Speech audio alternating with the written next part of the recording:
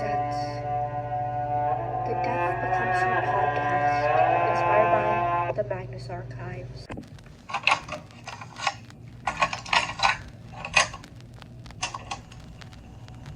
Statement of Elisa Lamb begins. Death, February 2013. The Cecil Hotel is an old building on Main Street, downtown Los Angeles. Constructed in 1927, 12 stories tall, with over 600 rooms.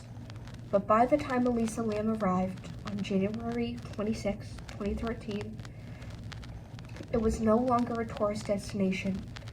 Its proximity to Skid Row had transformed it into something else. A cheap, gross spot. Its history thick with suicide, overdoses, and violences.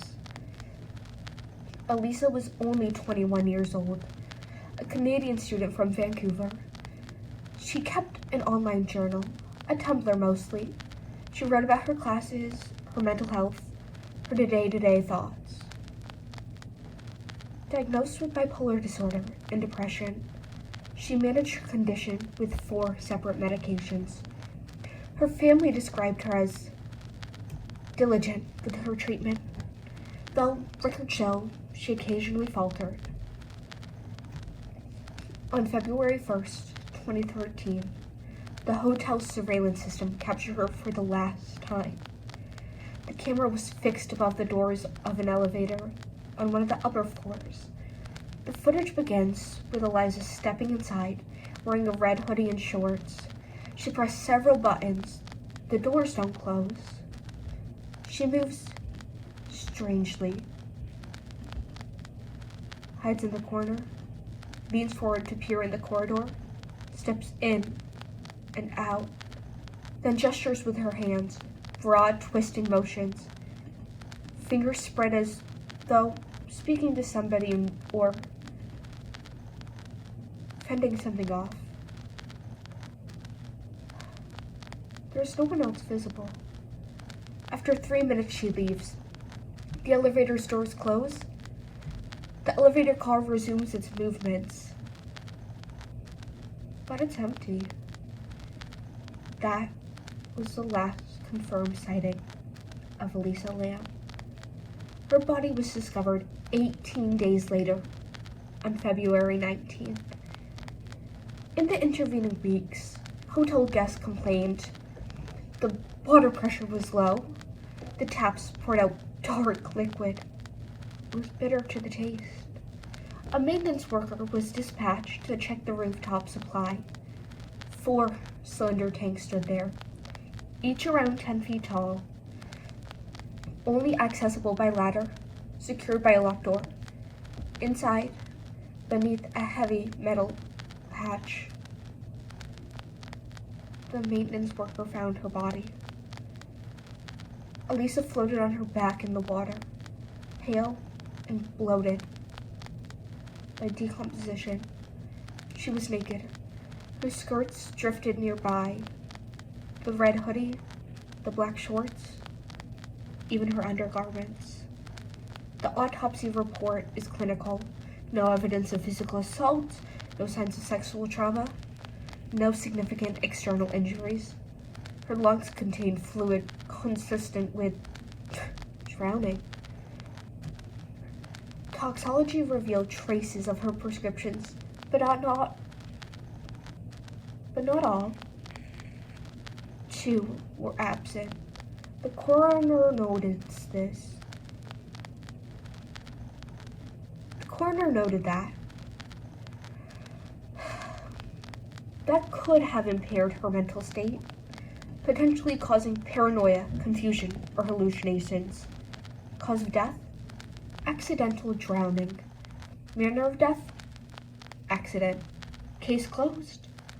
And yet, the report does not explain how Eliza reached the tank. The metal hatch was heavy. Once inside, the slick walls offered no ladders, no footholds, no way to climb out.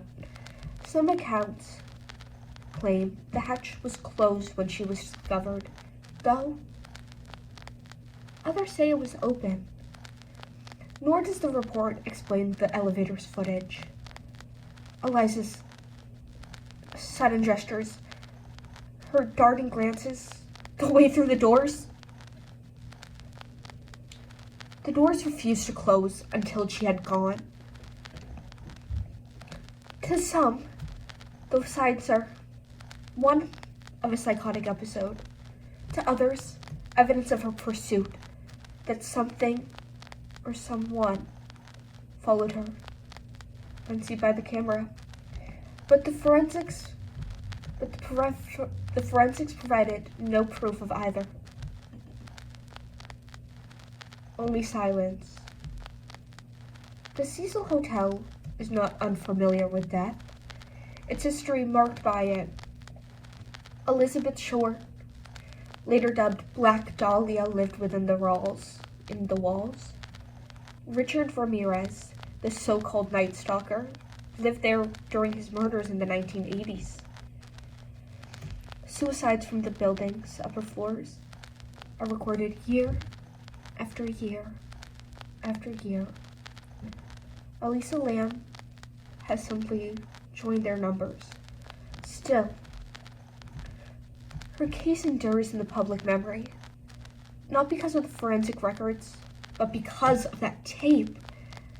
The silent, 3-minute recording of a young woman pressing buttons, gesturing wildly, stepping into the hallway where no one else stands.